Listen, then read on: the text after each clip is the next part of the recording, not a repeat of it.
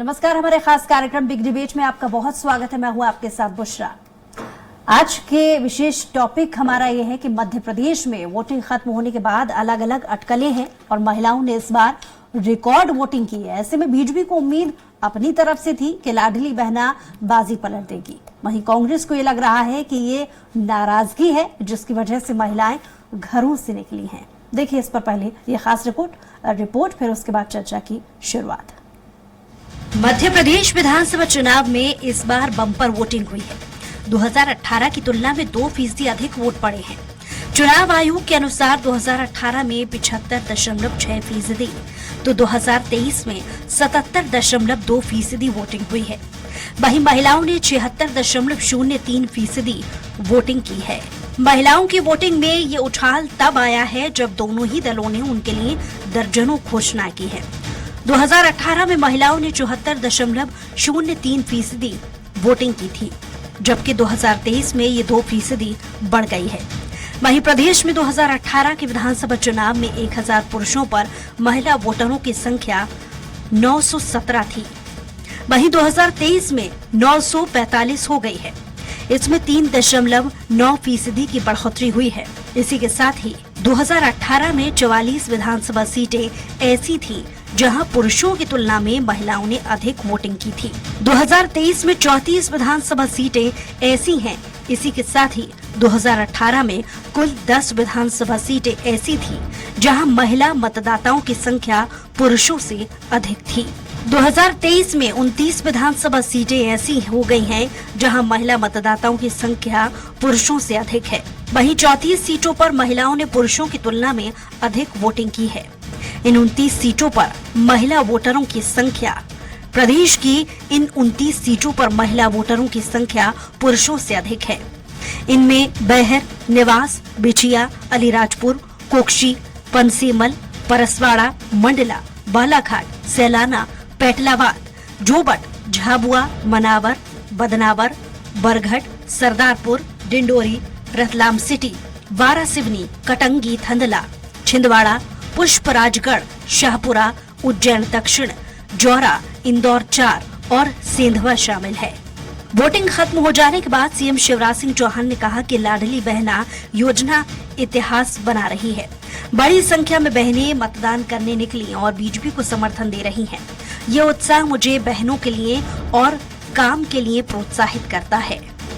कोई महल पसंद आ जाने से वो आपका नहीं हो जाता, उसके लिए रजिस्ट्री बहुत ज़रूरी है। तो कांग्रेस पार्टी भले ये दावा करे कि उन्होंने जो है नारी निधि सम्मान के तहत 86 लाख महिलाओं के फॉर्म भरवाए, लेकिन धरातल पर असलियत यही है कि 3 करोड़ 20 लाख से अधिक बहनों को मोदी सरकार ने जो है फायदा पहुंचाया, शिवराज जी की सरकार ने फायदा पहुंचाया। तो हमें पूर्णतः विश्वास है कि इस बार 3 दिसंबर को लाडली बहनें माता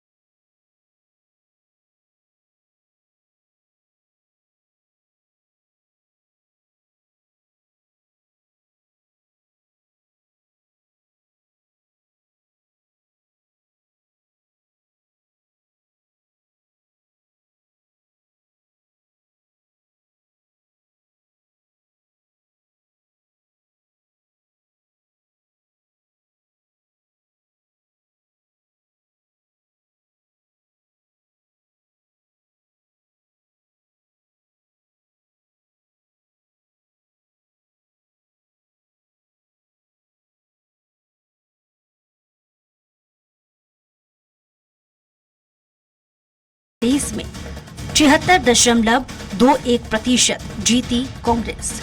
जुन्नारदेव 83.2%। 2023 में 78.63% जीती कांग्रेस। रेगांव 74.53%। 2023 में 70.12% जीती बीजेपी। बड़वा 81.42%। 2023 में 77.01% जीती कांग्रेस। दिमनी 70.34%, 2023 में 66.18% जीती कांग्रेस। सेंधवा 76.34%, 2023 में 72.64% जीती कांग्रेस। घोड़ा डोंगरी 84.51%, 2023 में 80.94% जीती कांग्रेस। इछावर 86.15%, 2023 में 83.27% जीती बीजेपी। अलीराजपुर 70.16%, 2023 में 67%, 2018 में जीती कांग्रेस। नागौर 78.13%, 2023 में 75.05%, 2018 में जीती बीजेपी। वहीं पीसीसी चीफ कमलनाथ ने कहा कि महिलाओं के अधिक वोट बीजेपी सरकार के खिलाफ है। देश में एमपी महिलाओं के खिलाफ अपराध में नंबर 1 है। साथ ही महंगाई से परेशान हैं। महिलाएं समझती हैं कि चुनाव से पहले शुरू की गई लाडली बहना योजना का मतलब क्या है। इन सीटों पर जबरदस्त उछाल आया है। गेम चेंजर तो है लाडली बहना, मगर गेम उल्टा चेंज हो गया है। बीजेपी का सुपड़ा साफ हो गया है। आप बताइए, 1,31,00,000 हितग्राही हैं लाडली बहना के और 85 लाख फॉर्म हमारी नारी सम्मान के भरे गए हैं। अब इसके बाद आप जो है 1,43,00,000 वो महिलाएं हैं जो हितग्राही नहीं हैं, जिनको जो है सरकार ने पात्र नहीं माना है, उन लोगों ने कहाँ वोट डाला है। विधानसभा सीट 2018 में वोटिंग, 2023 में वोटिंग। राजनगर 66.36%, 2023 में 72.3। कटंगी 80.96%, 2023 में 86.83%। लखनदौर 78.48%, 2023 में वोटिंग 84.2। धार 73.6%, 2023 में वोटिंग 78.88। निवाड़ी 75.89%, 2023 में वोटिंग 81.05। गौरतलब है कि महिलाओं की बम्पर वोटिंग का फायदा कैसे होगा, इसका खुलासा तो 3 दिसंबर को परिणाम आ जाने के बाद ही पता चल पाएगा। लेकिन दोनों ही पार्टियों को महिलाओं के वोट से अधिक उम्मीदें हैं।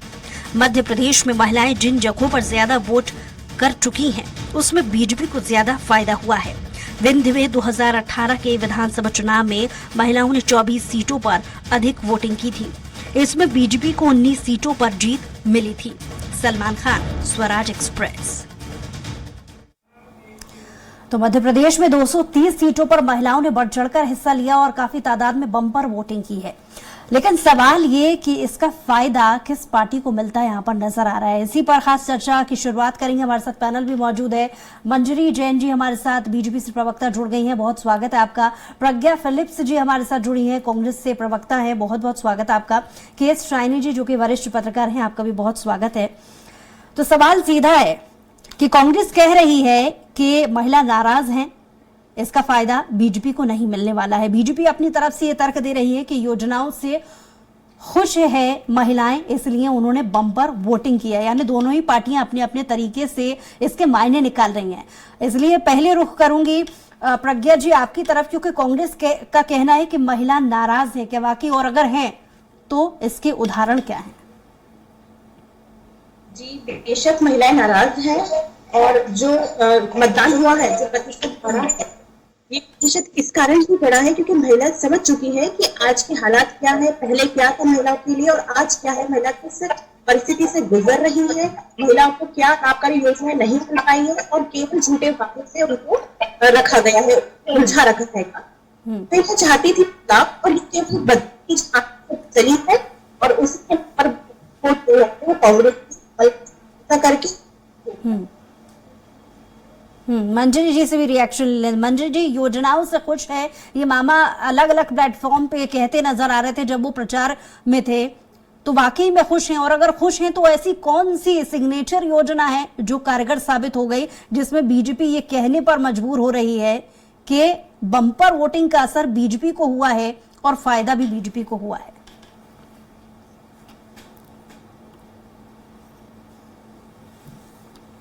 भी देखते हैं तो हर बार वोटिंग प्रतिशत बढ़ा है। उषा जी, ऑडियो रिपीट कर रहा है मेरे को, हम्म और थोड़ा ऑडियो जी, करवाइए। मैं अपनी टेक्निकल टीम से कहूंगी वो थोड़ा चेक करेंगे। जब तक एक रिएक्शन लेते हैं शाइनी जी से। शाइनी जी, किस तरीके से देखती हैं आप इस बम्पर वोटिंग को? देखिए, जब भी वोटिंग बढ़ता है तो ये कन्वेंशनल विजडम ये कहता है कि ये सरकार बदलने के लिए वोटिंग होती है, लेकिन अपन ने देखा 1990 से हर बार जो है चलिए voting- शाइनी जी लौट रही हूँ, एक बार फिर से मंजरी जी की तरफ रुक कर रही हूँ, फिर लौट रही हूँ आपके पास। मंजरी जी, बात पूरी कीजिए। अभी आपको आवाज मिल रही है?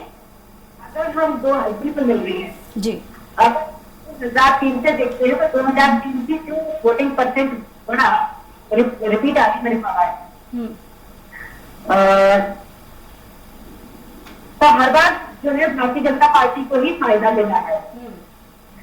और इस बार भी जो वोटिंग बढ़ा है, अब खासतौर से महिलाओं का वोटिंग परसेंट जो बढ़ा है, तो मैं समझती हूँ भारतीय जनता पार्टी के पक्ष में बढ़ा है, क्योंकि जो सरकार ने कार्य किए हैं और महिलाओं के उत्थान के लिए, उनके सशक्तिकरण के लिए जो कार्य किए हैं, तो निश्चित तौर पर उसका फायदा जो है भारतीय जनता पार्टी को ही मिलेगा। लेकिन हमने 2005 से श्रृंखलाबद्ध महिलाओं के लिए योजनाएं लेकर आए, लाडली लक्ष्मी से लेकर आज लाडली दहिना तक। सरकारी नौकरियों में हमने 50% आरक्षण दिया, और कर्मचारी अधिकारी वर्ग में भी अब 35% का आरक्षण दिया, पुलिस की नौकरियों में 35% का आरक्षण दिया, और फिर उससे बढ़कर अब राजनीति की रूप से भी उनको नेतृत्व देने का, उनकी सहभागिता सुनिश्चित करने के लिए हम महिला बिल भी हमने पास कराया। तो निश्चित तौर पर ये सब जो चीजें रही, जो जिस तरीके के कार्य भारतीय जनता पार्टी की सरकार के दौरान हुए, तो उसका असर जो वोटिंग परसेंट बढ़ा वो उसी कारण से बढ़ा। और निश्चित तौर पर ये भारतीय जनता पार्टी के पक्ष में ही महिलाओं ने बढ़ चढ़कर हिस्सा लेकर अपना आशीर्वाद दिया है।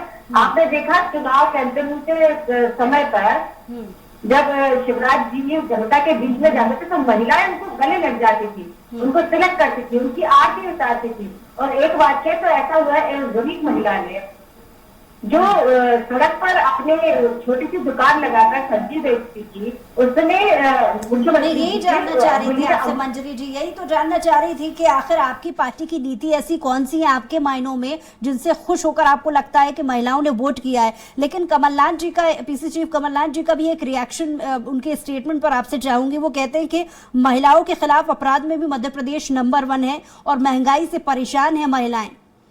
ये फॉर्मूला भी काम किया है और वो अपने तरीके से इसका आंकलन कर रहे हैं। इसका जवाब ले लेती हूं मैं प्रज्ञा जी से। प्रज्ञा जी। जी, 65 कुछ ऐसी योजनाएं कमलनाथ जी ने आने वाली कांग्रेस सरकार के लिए रखी है कि अगर कांग्रेस की सरकार बनती है तो हम 65 ऐसी योजनाएं, ऐसे बिंदु हैं जो केवल महिलाओं के लिए समर्पित हमारे मैनिफेस्टो में किए गए हैंगे, जिसमें कि हम देखें तो इंदिरा कौशल रोजगार, संस्कृति और स्वास्थ्य को लेकर हो सकता है, सुरक्षा को लेकर, शिक्षा को लेकर। और केवल हमारा मकसद 1500 रुपए देना नहीं है, हमारा उनको उनके हाथों को मजबूत करना भी हमारा उद्देश्य रहेगा आगे। तो इन सब मैनिफेस्टो को जब महिलाओं ने जाना, समझा और देखा कि किस तरह से अत्याचार में मध्य प्रदेश नंबर 1 हो रहा है, महिलाओं को कोई रोजगार नहीं है, तो इन सबको देखते हुए हमारी तरफ कांग्रेस की तरफ कमलनाथ जी पे भरोसा कर महिलाओं ने अपना मतदान किया है। ठीक है, शाइनी जी आपसे रिएक्शन चाहूंगी। पहले तो आप अपनी बात को पूरा कीजिए कि किस तरीके से देखती हैं आप, बीजेपी अपनी तरफ से अलग मायने निकाल रही है, कांग्रेस अपनी तरफ से मायने निकाल कर देख रही है, और पूरा डेटा अभी तक हमने इसके पहले जब पैकेज में ये दिखाया तो अलग अलग सीटों पर, अलग अलग विधानसभा सीटों पर इसके कुछ अलग मायने हैं। क्या कहेंगे आप? बिल्कुल ठीक बात है। ये जो अभी संख्या आ रही है वोट परसेंटेज का, तो आप देखेंगे कि मतलब ये पिछले बार भी बढ़ा था वोट परसेंटेज, और इस बार, पिछले बार से इस बार का महिलाओं का जो परसेंटेज बढ़ा है वो 2% बढ़ा है। महिलाओं ने बढ़ चढ़ के वोट किया है। और आप ये देखेंगे कि जो सुबह से लेकर आप वोट, जितने बूथ में मैंने देखा है और जाके विजिट किया है, तो पहले तो महिलाएं सोचती थी दिन का काम करके फिर जाती थी, लेकिन इस बार महिलाओं ने सुबह से लेकर वोटिंग लाइन में अच्छे तादाद में दिखी है महिलाएं। तो एक तरह से उत्साह तो है महिलाओं में वोटिंग डालने के लिए, और ये एक जागरूकता है। ये भी एक चीज हो सकता है, इलेक्शन कमीशन की तरफ से काफी प्रयास किया गया है कि महिलाएं बाहर आए और वोट दें। तो ये रीजन हो सकता है महिलाओं की संख्या बढ़ने का। लेकिन इसका अगर अपन पॉलिटिकल आकलन करेंगे तो ये है कि जो शिवराज जी ने, जैसे कमलनाथ ने इस चीज का अनाउंसमेंट किया था कि हम जब सरकार में आएंगे तो महिलाओं को 1000 रुपए देंगे 1200, तो उसके बाद इमीडिएटली शिवराज ने अपना लाडली बहना योजना लेके आए और वो डायरेक्ट पैसे उनके खाते में जाने लगे। तो जिस तरह से त्योहार आ रहे थे उस टाइम में इनके खाते में पैसे आ गए, तो इस वजह से महिलाओं में कुछ उत्साह इसकी वजह से बढ़ता हुआ दिखा। अब जैसे प्रज्ञा जी ने कहा कि कुछ लोगों को नहीं मिला है, वो महिलाएं नाराज भी हैं, तो इसमें ये देखना होगा कि कितनी नाराज महिलाएं आके वोट कर रही है। ये तो 3 तारीख को ही पता चलेगा क्या है। लेकिन ये बात जरूर है कि जो लाडली बहना योजना है इसने गेम चेंजर का काम किया है। किस तरफ करेगा ये तो 3 तारीख को पता चलेगा। बिल्कुल। वापस रुख करूंगी मंजरी जी की तरफ। मंजरी जी, देखिए 2 सवाल यहाँ पर खड़े हो गए हैं कि एस शाइनी जी ने भी एक सवाल खड़ा किया है और दूसरी तरफ प्रज्ञा जी ने भी एक सवाल उठाया कि ये बात सच है कि जिन महिलाओं को इसका फायदा नहीं मिला है वो महिलाएं भी नाराज हो सकती है। और दूसरी एक चीज कि अगर बीजेपी इस बात को लेकर के कॉन्फिडेंस में जी रही है कि उन्होंने 1000 रुपए 1200 रुपए महिलाओं के खाते में पहुंचाए हैं, तो 1500 रुपए की घोषणा पहले ही अपने मैनिफेस्टो में कांग्रेस ने कर दी है, तो इसका असर टूटता हुआ नजर नहीं आ रहा बीजेपी को। देखिए विष्णा जी, मैं आपको एक बात बताना चाहती हूँ। सबसे पहले तो शाहनी जी की बात का मैं खंडन कर देती हूँ कि उन्होंने कहा कि कमलनाथ जी ने कहा था कि हम 1000 रुपए या 1500 रुपए पहले घोषणा कर दी थी। तो मैं उन्हें बताना चाहती हूँ कि सबसे पहले शिवराज जी ने घोषणा की थी कि हम 1000 रुपए महिलाओं को देंगे, और ये सिर्फ घोषणा नहीं थी, इसको अमली जामा भी पहनाया गया, महिलाओं के खातों में पैसे भी पहुंचे और उसके बाद 1250 तक भी पहुंचे। मैं आपको ये भी बताना चाहती हूँ कि ये जो योजना है वो 2017 में लाई गई थी और आदिवासी महिलाओं को ये 1000 रुपए दिए जाते थे उनके पोषण आहार के लिए। तो उस योजना को सफल होते देखकर ही इसे आगे बढ़ाया गया। और आपका ध्यान आकर्षण कराना चाहूंगी इस ओर कि जब 2018 में कांग्रेस की सरकार बनी तब ये जो 1000 रुपए बहनों को दिए जाते थे आदिवासी समुदाय की, तो इन्होंने ये योजना बंद कर दी थी। तो ये जो उस समय जो रहा महिलाओं के बीच में जो संदेश गया, जो मैसेज गया कि कांग्रेस ने आते साथ ही ये 1000 रुपए बंद कर दिए थे, और वो मैसेज पूरे मध्य प्रदेश में हुआ कि ये सरकार में आए, इन्होंने सबसे पहले योजनाएं बंद की। और जितनी बहनों की योजनाएं चल रही थी, चाहे वो लाडली लक्ष्मी हो, चाहे लाडली बहना तो अभी आई थी, लाडली लक्ष्मी कन्यादान, और इसके अलावा तीर्थ दर्शन जैसी योजना, संबल योजना जैसी योजनाएं इन्होंने बंद कर दी थी। लेकिन जैसे ही पुनः हम वापस से सरकार में आए और हमने पुनः वो योजनाएं चालू की, इन्होंने ये कहते हुए बंद कर दिया था कि बजट ही नहीं है, और वही योजनाएं हमने फिर से चालू की। तीर्थ दर्शन एक ऐसी योजना थी जिसे हम ट्रेन से कराते थे तीर्थ दर्शन, उसे हमने आगे बढ़ाते हुए हवाई जहाज यात्रा कराई। तो ये एक बहुत बड़ा जो अंतर है वो जनता देख रही है और महिलाएं भी देख रही है। और इन्होंने जो 1500 रुपए नारी सम्मान देने का वादा जो घोषणा की थी, वो उसका तो तभी लोगों ने ऐसा देख लिया, हर्ष क्या हुआ कि उन्होंने जो फॉर्म भराए थे जिसमें महिलाओं की बहुत महत्वपूर्ण जानकारी भरी गई थी, वो कागज, वो फॉर्म जो है वो सड़क पर कचरे में या किसी ठेले वाले के या सब्जी वाले के पड़े हुए दिखे, उसकी मूंगफली और समोसे बिकते हुए दिखे। तो ये इनका जो झूठ बोलना, भ्रम फैलाना। ठीक है, आपके सवाल का जवाब मंजरी जी से ले लेते हैं। माफ कीजिए मंजरी जी, आपके सवाल का जवाब प्रज्ञा जी से ले लेते हैं। प्रज्ञा जी, 1.5 साल के कार्यकाल का एक बार फिर से बीजेपी ने सवाल उठाया कि 1.5 साल में जो पुरानी योजनाएं चल रही थी उसे कांग्रेस ने बंद कर दिया था, इसका नुकसान भी उन्हें कहीं ना कहीं उठाना पड़ सकता है। कह रही है मंजीत जी, तो मैं ये कहना चाहूंगी कि 1.5 साल में आप ये देखिए कि जो दूसरी चीजें थी, एक महिला को अगर लेकर करें तो गृह में बहुत सी चीजें आती हैं।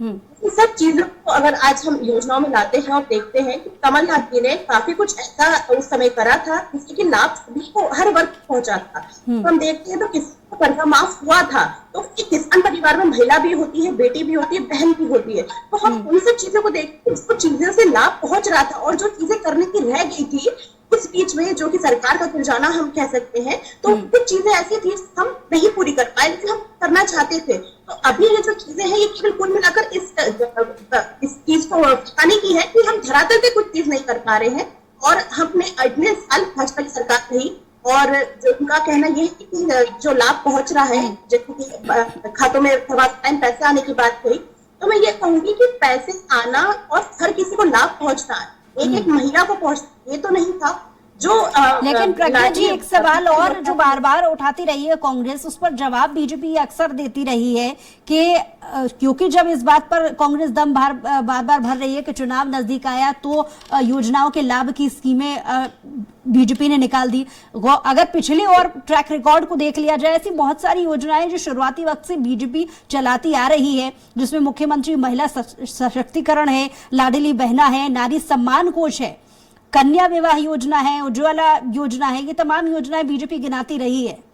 तो ये कांग्रेस बार बार क्यों कह रही है कि चुनाव के नजदीक आते ही योजनाओं का पिटारा खोल दिया बीजेपी ने? जी बिल्कुल, क्योंकि जो योजना है उज्ज्वला की, आपने योजना की बात की, तो मैं ये कहूंगी कि उसका भी लाभ हर किसी को नहीं मिला है। यहाँ पे हम यही कहना चाह रहे हैं कि आपका मकसद होना चाहिए कि हर स्त्री को, हर नारी को वो मिले लाभ, लेकिन ऐसा तो कुछ हुआ नहीं है ना। स्त्री वंचित है, और वंचित है तो किसी को उज्ज्वला का लाभ मिला, किसी को नहीं मिला। आज हम देखते हैं जैसे कि लाडली बहना की, तो आप देखिए उसमें इतने सारे पॉइंट्स ऐसे थे जो महिला एलिजिबल नहीं थी फॉर्म भरने के लिए और उस लाभ को प्राप्त करने के लिए। तो आप कुछ ऐसी नीति लाते हैं आपकी कि जिससे कि सबको लाभ पहुंचे। हमारा मकसद है केवल महिलाओं को पैसा देकर घर बिठाना नहीं है, हमें मजबूत करना है हर तरह से, उसके मानसिक रूप से, आर्थिक रूप से, सामाजिक स्तर। शाइनी जी इसका जवाब ले लेते हैं। शाइनी जी, लगातार कांग्रेस ये आरोप लगा रही है कि उनका कहना है कि महिलाएं कुछ नहीं है, क्योंकि पिछली जो पुरानी योजनाएं भी हैं उन्हें भी ठीक तरीके से इम्प्लीमेंट में नहीं ला पाई थी बीजेपी, और ये चुनावी शगुफा एक बार फिर से छोड़ दिया। जी, इसमें मैं एक और चीज जोड़ना चाहूंगी कि मतलब जो यूथ है उसमें भी कई महिलाएं हैं जिनको इसका लाभ नहीं मिला, और दूसरी तरफ उनको जो रोजगार के लिए, जैसे जो पटवारी का एग्जाम हुआ उसमें स्कैम हुआ, ये बाकी चीजों में डिले हो गया है, किसानों को जो कर्ज में जो माफी नहीं, तो ये सब चीजें भी फैक्टर मैटर करती हैं। महिलाएं जो है जिनको सिर्फ 1200 रुपये जो अकाउंट में आया है, सिर्फ उसी वजह से, वो एक ही मुद्दा नहीं है, कई मुद्दे हैं। तो अगर वो जो यंग लड़कियां हैं जो स्कूल कॉलेज से निकल के आई हैं और उनको जॉब नहीं मिल रहा, तो ये भी एक बहुत बड़ा रीज़न रहता है कि वोट, यूथ का वोट कहाँ जा रहा है। तो यूथ, महिलाएं जो लड़कियां हैं, जो यूथ है, उनका वोट कहाँ जा रहा है, ये भी बहुत महत्वपूर्ण रहेगा इस चुनाव के रिजल्ट में।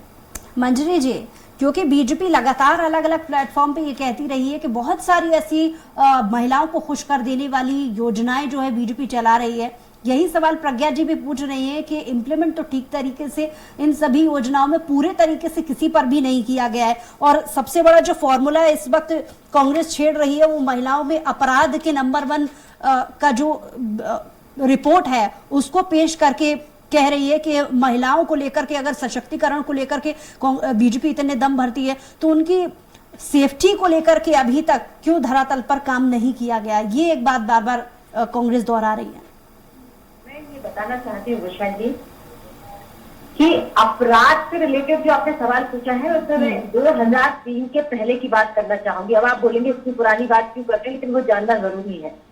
2003 के पहले थानों की ये स्थिति थी कि महिलाएं या महिलाओं के परिवार कभी भी थाने में कोई FIR दर्ज कराने नहीं जाते थे, क्योंकि वहां का माहौल ऐसा होता था। लेकिन 2003 के बाद जैसे हम सरकार में आए, हमने महिलाओं की सुरक्षा को लेकर बहुत ऐसे कदम उठाए। जैसे हमने ऊर्जा डेस्क का गठन किया, वन स्टॉप सेंटर स्थापित किए हर थाने में। मैं आपको बता दूं, यदि किसी महिला के साथ घटना घटित हो जाती थी तो उस महिला के लिए ये सबसे बड़ी परेशानी बन जाती थी कि अगर वो घर से आ गई है, मान लीजिए किसी पति ने उसकी मारपीट भी कर दी, एक छोटा सा उदाहरण हिंसा का बताती हूँ, और वो घर से बहुत डीप में नहीं, क्योंकि मैं चाहती हूँ मुद्दे पर ही बातचीत हो। अगर देखिए सीधा सवाल है कि अगर उषा जी, तो वो महिला थाने में FIR दर्ज कराने के लिए इधर उधर भटकती थी, उसे सुरक्षा नहीं मिलती थी। जब से वन स्टॉप सेंटर की स्थापना हुई हर थाने के अंदर, यदि किसी महिला के साथ कोई अपराध होता है, वो थाने आती है, अपनी FIR कराती है, वहाँ महिला पुलिसकर्मी होती है, चलिए ये बात अच्छे से सुनी जाती है और उसे एक परिवार की तरह माहौल दिया जाता है। यदि उसे कुछ सुरक्षा की जरूरत है, जब समस्याएं पता है तो सबसे ज्यादा समय तो बीजेपी को मिला काम करने के लिए।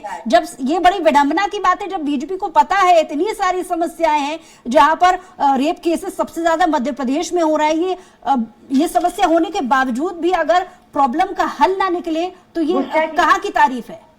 सबसे ज्यादा समय तो बीजेपी को मिला सरकार में रहते हुए काम करने का।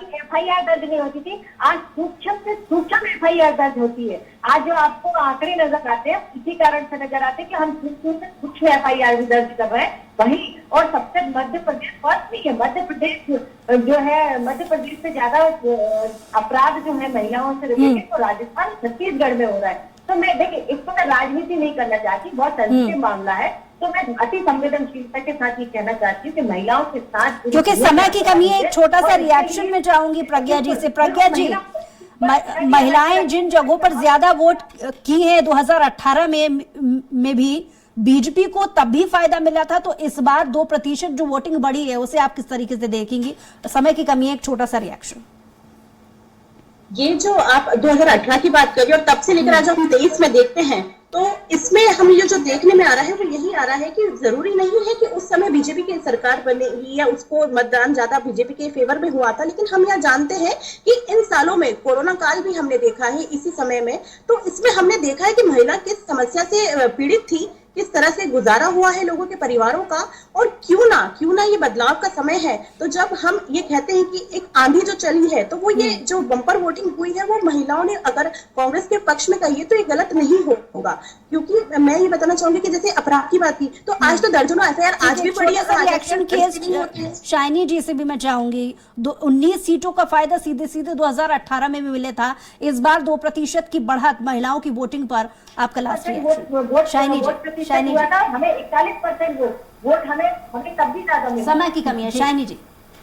जी, ये हमेशा ही माना जाता है जब महिलाएं ज़्यादा वोट करती हैं महिलाओं को वोट बीजेपी की तरफ जाता है, ये एक कन्वेंशनल विजडम है, पर ये हम बिल्कुल एक लकीर मान के नहीं चल सकते हैं। जब महिलाओं को जिस तरह जहां उनके रोजगार है, उनके परिवार की जो स्थिति है, अगर उनको लाभ होता है तो वो उस पार्टी को वोट देती है, और वो एक साइलेंट वोटर होती है। सबसे बड़ी बात ये होती है महिलाएं जो है साइलेंट वोटर हैं, तो वो अपना ओपिनियन कभी भी सामने बहुत ज़्यादा बोलती नहीं है।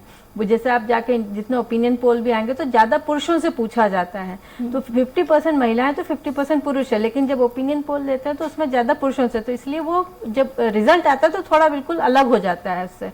तो मेरा ये मानना है कि जो महिलाएं हैं इनके ऊपर अभी हम एकदम कुछ कह सकना मुश्किल है, लेकिन इतना जरूर है कि महिलाएं आजकल इम्पोर्टेंट हो गई है। पहले महिलाओं के प्रतिशत कम हुआ करते थे और महिला वोट करती थी तो परिवार के कहने पे वोट करती थी, जहां वो परिवार बोलते थे वहीं वोट करती थी, लेकिन अब वो डिसाइसिव वोट डालती है, अपने मर्जी से डालती हैं, एक कैलकुलेट करके वोट डालती हैं। तो इसलिए महिलाओं का वोट चाहे वो कांग्रेस के लिए हो चाहे बीजेपी के लिए हो, महिलाएं एक इम्पॉर्टेंट फैक्टर हो। चलिए, बहुत शुक्रिया आप सभी मेहमानों का हमारे साथ जुड़ने के लिए, अपनी बात को रखने के लिए। तो नतीजे 3 दिसंबर को आएंगे, परिणाम आ जाने के बाद ही ये पता चल पाएगा कि मध्य प्रदेश में कौन विजेता है और किसकी योजना का असर जो है इन महिलाओं पर पड़ा है, और यही इसके अलग मायने निकाल कर देखे जाएं कि आखिर इस 2% की बढ़ोतरी महिलाओं के वोटिंग में किसकी योजनाएं पसंद महिलाओं ने की हैं, ये आने वाला वक्त ही बताएगा। बहरहाल हमारी खास पेशकश बिग डिबेट में इतना ही। कुछ और खबरों के लिए देखते रहिए स्वराज एक्सप्रेस।